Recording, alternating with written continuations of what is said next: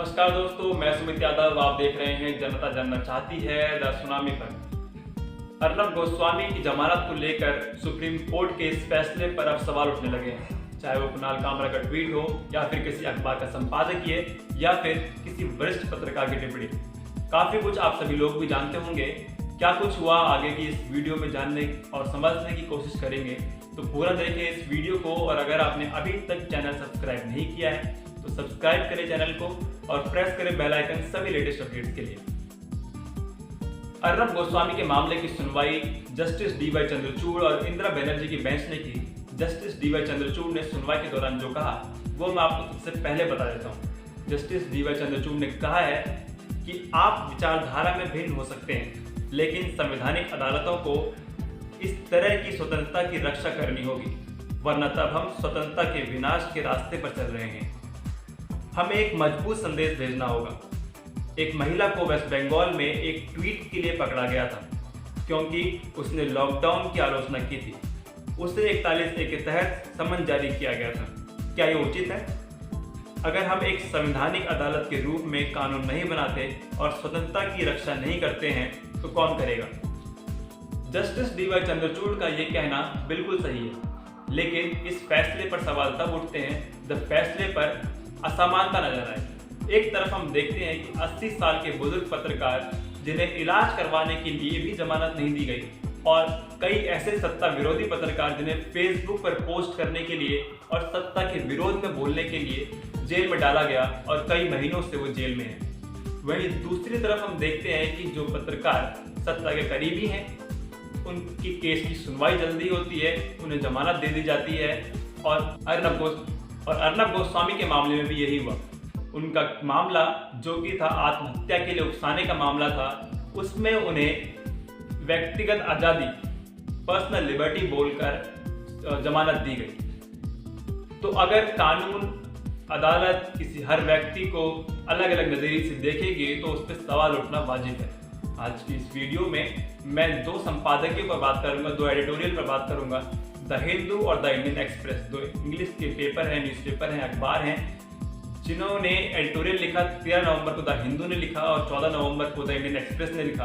उन दोनों एडिटोरियल पे मैं बात करूंगा और पढ़ के सुनाऊंगा कि वो क्या कहना चाह रहे हैं। सबसे पहले द हिंदू ने 13 नवंबर का एडिटोरियल लिखा। उसका शीर्षक था एक और सभी के लिए,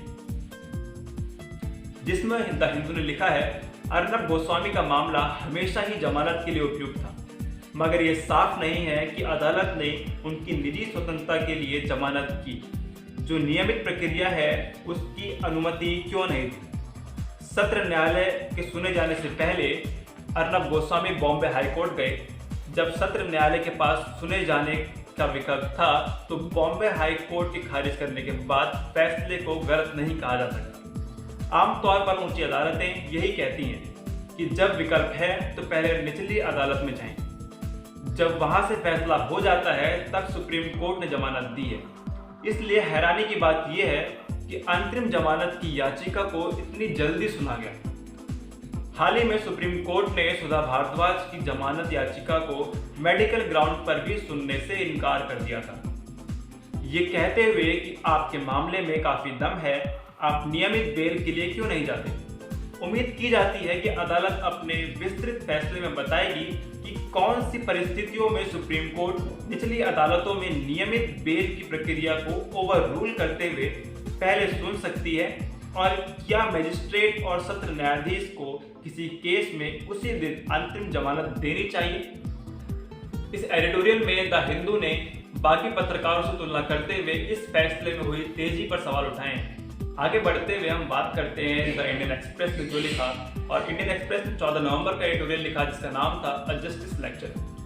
उसमें द इंडियन एक्सप्रेस ने लिखा है, जस्टिस डी.वाई. चंद्रचूड़ ने सुप्रीम कोर्ट की जवाबदेही का वर्णन करते हुए एकदम सही कहा है। एक पल के लिए अर्नब गोस्वामी को भूल जाएं। अगर हम संवैधानिक अदालत के नाते कानून की पैमाना नहीं तय करेंगे तो कौन करेगा? इस मामले में अति साधारण स्पष्टता दिखाई गई है, जबकि निजी स्वतंत्रता के अन्य मामलों में ऐसा लगता है कि आंखें मूंद ली गई हैं, जो हफ्तों और महीनों से सुने जाने का इंतजार कर रही हैं। सुप्रीम कोर्ट ने नागरिक बनाम राज्य के कई मामलों में खुद ही ऊंचा पैमाना तय नहीं किया। चाहे वो कश्मीर में हैबियस कार्पस का मामला हो या पत्रकारों पर विचित्र आधार पर देशद्रोह से लेकर आतंक की धाराएं लगाने का मामला हो, जबकि पत्रकार अपना काम कर रहे थे। इंडियन एक्सप्रेस ने पाया है कि जनवरी से सुप्रीम कोर्ट के सामने 10 ऐसे मामले पड़े हैं जिनका संबंध अभिव्यक्ति की आज़ादी से है। 10 मामलों में से जिन 4 मामलों में राहत दी गई है, उनमें याचिका का सरकारी वकील द्वारा कोई भी विरोध नहीं किया गया। दोनों ने एक ही लाइन पर बहस की। इसके विपरीत 6 मामले ऐसे हैं जहां राज्य की तरफ से आपत्ति जताई गई। ऐसे मामलों में कोर्ट से राहत नहीं मिली।